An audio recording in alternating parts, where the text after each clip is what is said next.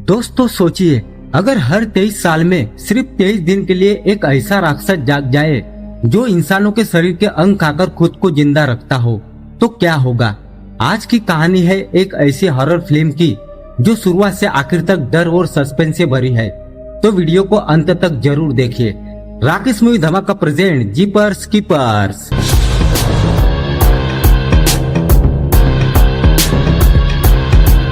इस कहानी की शुरुआत अमेरिका की एक सुनसान हाईवे से होती है।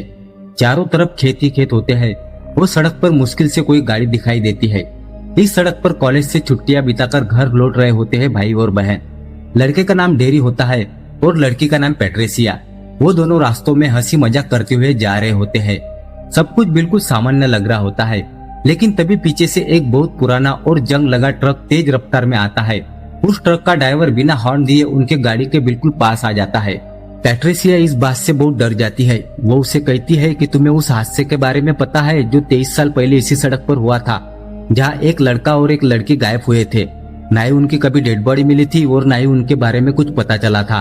पर डेरी उसको कहता है कि ये सब अफवाह है, हमें ऐसी बातों पर ध्यान नहीं देना चाहिए। तभी इनकी गाड़ी एक पुराने चर्च के पास से गुजरती है। तभी उन्हें वहाँ पर वही पुराना ट्रक दिखता है जो ट्रक इन्हें हिट करने वाला था। वो आदमी जो उस ट्रक को चला रहा होता है, वो आदमी ट्रक से कुछ निकालकर एक बहुत बड़े पाइप में उस सामान को डाल रहा होता है। वो आदमी नकाबपोश में होता है। उसने काले कपड़े पहने होते हैं और उसके सर पर टोपी होती है। तभी वो पैट्रिसिया और डेरी को देख लेता है कि वो दोनों उसी को देख रहे हैं। वो दोनों इस बात से बहुत डर जाते हैं, क्योंकि जो चीज वो पाइप के अंदर फेंक रहा था वो चीज सफेद कपड़ों से लिपटी हुई थी और उसके ऊपर लाल रंग के भी निशान थे। अब ये समझ जाते हैं कि हो ना हो उस कपड़ों के अंदर किसी की डेड बॉडी थी।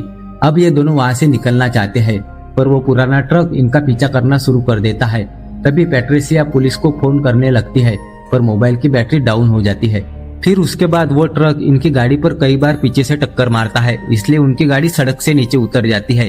वो पुराना ट्रक आगे निकल जाता है और अब डेरी अपनी बहन पैट्रिसिया से कहता है कि हमें उस चर्च के पास जाना चाहिए, हमें देखना चाहिए कि उस आदमी ने उस पाइप के अंदर क्या डाला था। पर पैट्रिसिया मना कर देती है, पर डेरी अपनी बहन को मना लेता है। फिर वो दोनों उस चर्च के पास पहुंच जाते हैं। वो वहाँ एक पाइप को देखते हैं जो बहुत बड़ा और बहुत गहरा होता है। उसके अंदर से बहुत बदबू आ रही होती है। डेरी वहाँ पर टार्च जलाकर भी देखता है, पर उसे वहाँ पर कुछ नहीं दिखता, इसलिए वो दोनों वहाँ से जाने लगते हैं। तभी उनको अंदर से किसी की आवाज सुनाई देती है। अब डेरी अपने बहन से कहता है कि अंदर कोई है, पर उसकी बहन उसकी बातों पर विश्वास नहीं करती। पर तभी एक बार फिर से अंदर से आवाज आती है।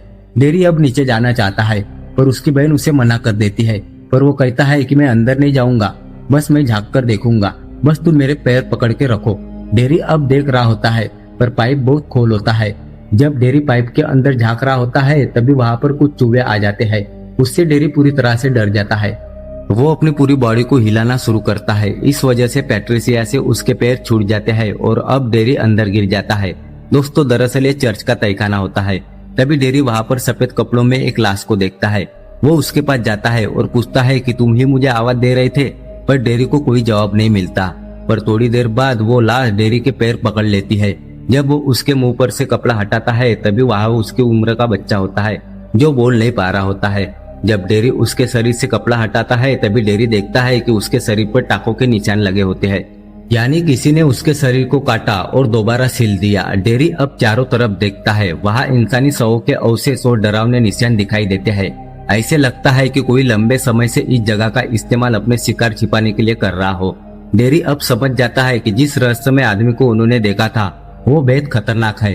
वो तुरंत वहाँ से वापस लौटने की कोशिश करता है।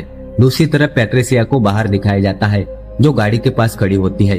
वो किसी गाड़ी का इंतजार कर रही होती है जिससे वो मदद मांग सके। पर तभी वो देखती है कि एक बार फिर से वही ट्रक उसके तरफ आ रहा है। वो जल्दी से अपनी गाड़ी में बैठती है। वो गाड़ी को स्टार्ट करने की कोशिश करती है, पर उसकी गाड़ी स्टार्ट नहीं होती। पर अगले ही पल वो ट्रक उसके पास से गुजर जाता है। दरअसल ये वो ट्रक नहीं होता। अब उसका भाई डेरी भी बाहर आ चुका है। अब ये दोनों वहाँ से निकल जाते हैं। अब डेरी पूरी तरह से गुमसुम और डरा हुआ होता है।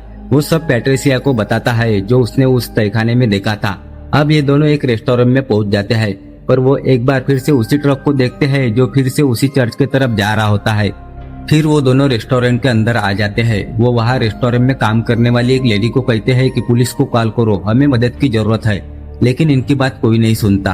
तभी वहाँ पर रखा हुआ एक टेलीफोन बजता है। तब डेरी उस कॉल को उठाता है। उधर से एक लेडी की आवाज आती है। वो डेरी को कहती है कि जिस जगह को तुमने देखा उस जगह को हाउस ऑफ पेन कहा जाता है। वो दरिंदा उस जगह को उसी नाम से पुकारता है। मुझे नहीं पता कि वो शैतान है या बुरी आत्मा या वो किस दुनिया से आया है, पर एक बार उसको किसी की गंध पसंद आ गई तो वो उसका पीछा कभी नहीं छोड़ता। उसके बाद वो डेरी को एक गाना भी सुनाती है जिसमें जीपर्स कीपर्स शब्द होते हैं। वो डेरी से कहती है कि कभी भी तुम ये गाना सुनो तो वहाँ से भागना और पीछे मुड़कर कभी मत देखना, ये तुम्हारी मौत का फरमान होगा, ऐसी मौत जो तुम कभी सोच भी नहीं सकते। ये सब सुनने के बाद डेरी गुस्से में फोन काट देता है। अब वहाँ पर पुलिस आती है। अब डेरी पुलिस को सब कुछ बता देता है। वो बताता है कि मैंने पुराने बंद पड़े चर्च के तहखाने में कई सारी लाशें देखी है, पर पुलिस उसकी बातों पर पूरी तरह से विश्वास नहीं करती।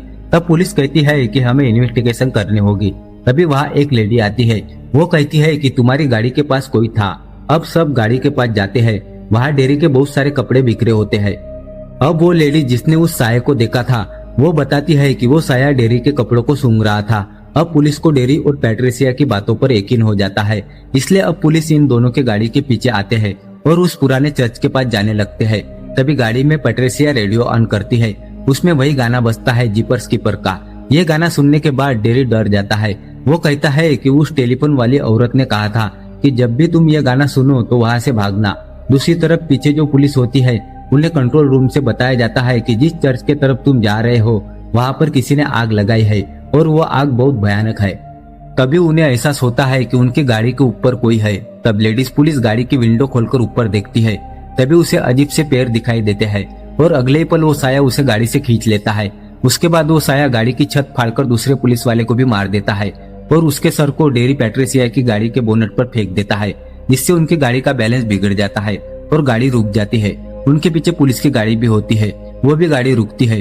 तभी उस गाड़ी में से वो साया वो दरिंदा उतरता है। वो दोनों उस दरिंदे को देखते हैं जो बहुत भयानक होता है। वो दरिंदा दोनों पुलिस वाले की डेड बॉडी को अपने ट्रक में डालता है। तब तक पैट्रिसिया गाड़ी को निकाल लेती है और बहुत दूर जाने के बाद उन्हें रास्ते पर एक घर दिखता है।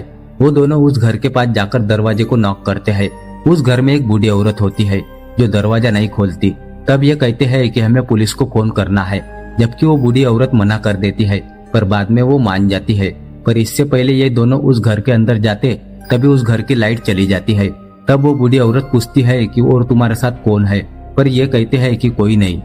तभी वो बूढ़ी औरत खेत के तरफ देखती है। वहाँ एक पुतला खड़ा होता है जो खेत में पक्षियों को भगाने के लिए लगाया जाता है।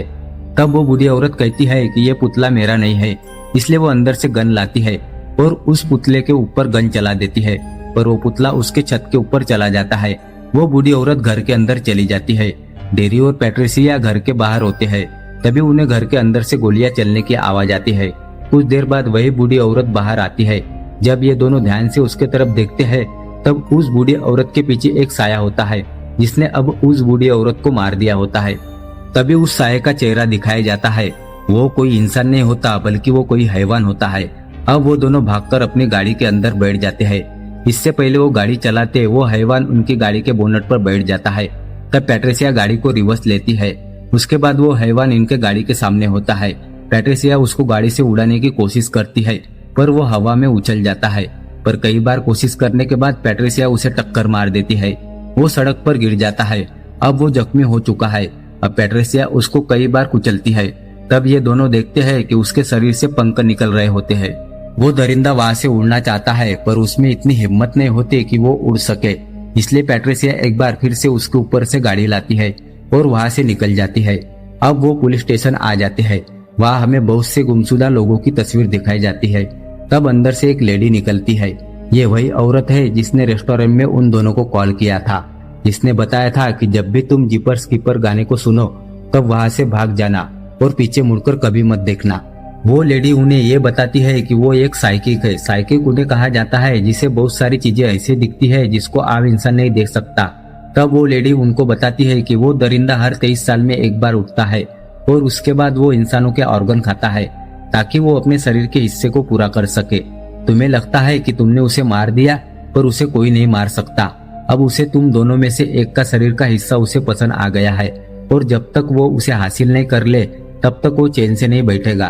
तभी पुलिस स्टेशन के बाहर वही पुराना ट्रक आता है जिसको वो दरिंदा चलाता है। वो दरिंदा अब ट्रक से उतरता है, जिसके बाद पुलिस स्टेशन की लाइट चली जाती है और साथ में टेलीफोन की लाइन भी बंद हो जाती है। अब पुलिस समझ जाती है कि कुछ ना कुछ तो गड़बड़ है।